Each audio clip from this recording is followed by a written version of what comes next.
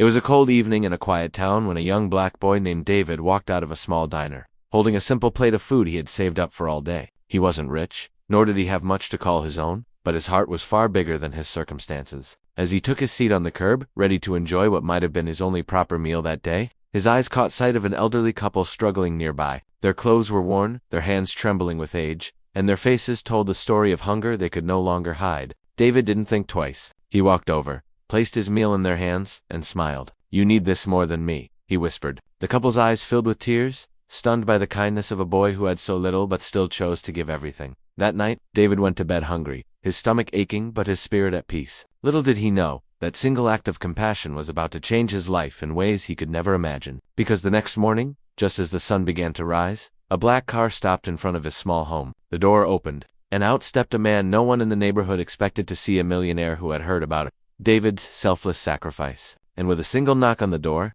David's world was about to turn upside down. David froze when he heard the knock echo through the small wooden door of his home. His mother, tired from working double shifts, looked at him with surprise. They rarely had visitors, and certainly not ones arriving in sleek black cars that gleamed under the morning sun. Slowly, David pulled the door open, his heart pounding. Standing there was a tall man in a tailored suit, his presence calm yet commanding. Behind him, the car's driver waited silently. Adding to the mystery, the man studied David for a moment before giving a faint smile. "Are you the boy from the diner?" he asked. Confused, David nodded. How could this stranger know what he had done? The act had felt private, unseen by the world. Just a choice between his hunger and someone else's.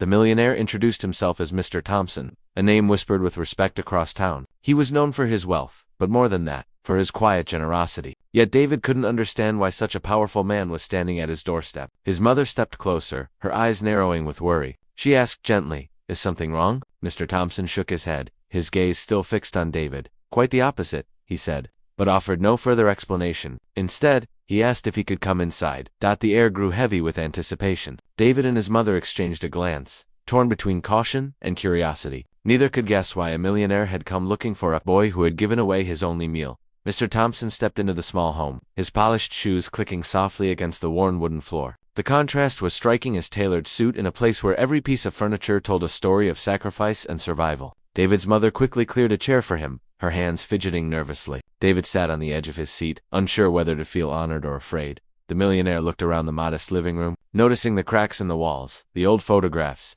and the silence that carried more weight than words. "I heard what you did yesterday," he finally said, his voice calm but heavy with meaning. David's cheeks burned. He had not done it for recognition, only because it felt right. But how did this man know? Mr. Thompson explained that someone at the diner had seen everything. Word had traveled faster than David imagined, reaching places he never thought possible. But then, the tone shifted. Mr. Thompson leaned forward. "Do you always give up so much of yourself for others?" he asked, as though searching for something deeper. David hesitated, glancing at his mother. It wasn't the first time he had chosen others over himself, sharing school lunches, helping neighbors, always putting his own needs last. Meanwhile, outside, a group of neighbors had gathered, whispering about the expensive car parked in front of David's house. Some believed David was in trouble. Others thought fortune had finally found him. Inside, the tension grew as Mr. Thompson prepared to reveal why he had really come. David's heart raced as the room seemed to shrink around him. Mr. Thompson's steady gaze never left his eyes, as if he were weighing something invisible. His mother shifted uncomfortably, breaking the silence with a cautious, "Sir, we're grateful you came, but why are you here?" The millionaire leaned back, his expression unreadable. "Because sometimes a single act tells me more about a person's character than a lifetime of words,"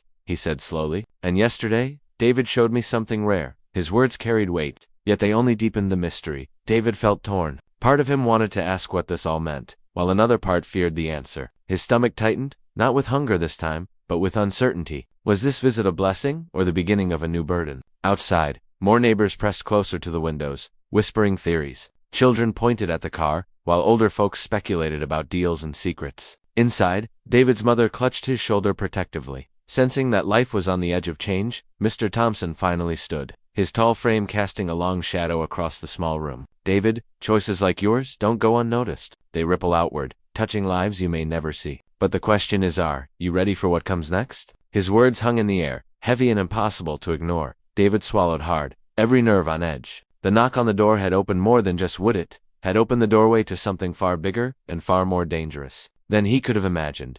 David's chest tightened as he tried to process Mr. Thompson's words. Just as the tension in the room thickened, another knock echoed from the door, sharp and urgent. Everyone froze. Mr. Thompson turned his head slowly, his expression shifting from calm to wary, as though he had been expecting this moment. David's mother moved cautiously toward the door, but Mr. Thompson raised his hand. "Wait, let me." When the door swung open, another figure appeared, a woman dressed in a neat blazer, holding a leather folder against her chest. Her eyes swept across the room, resting on David with an intensity that made him shrink back slightly. "So, this is the boy," she said softly, almost to herself.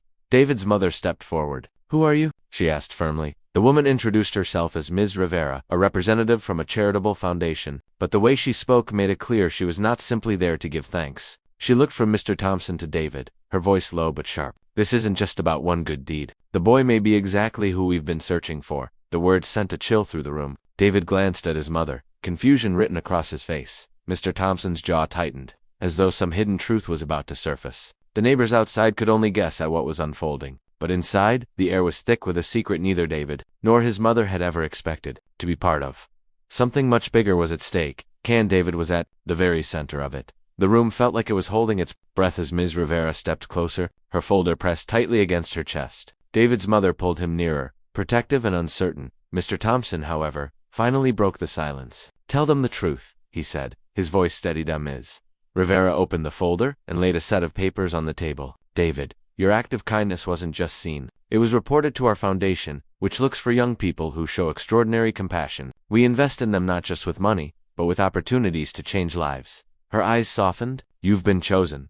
David's mouth fell open. "Chosen for what?" Mr. Thompson explained that he was one of the foundation's board members. The visit hadn't been about charity, it had been about testing David's heart. "Many give when it's easy," he said, "but you gave when it costs you the most. That's what makes you different." Tears welled in David's mother's eyes, relief mixing with pride. For a moment, it seemed the tension had lifted. The neighbors outside murmured excitedly, already sensing something extraordinary had happened inside that small house. But then came the twist. As Ms. Rivera closed the folder, she added, "There's one more thing. The elderly couple you helped, they weren't strangers. They were also part of the test." David's breath caught as he realized the truth. The people he had fed were connected to the foundation all along. What began as a single act of kindness had turned into a life-changing revelation. David's journey was only just beginning. David sat in stunned silence, the weight of the revelation sinking in. The old couple he had believed to be strangers in need had been part of a plan to see if his compassion was genuine. Yet instead of feeling tricked, he felt a deep sense of pride. He hadn't known who they were,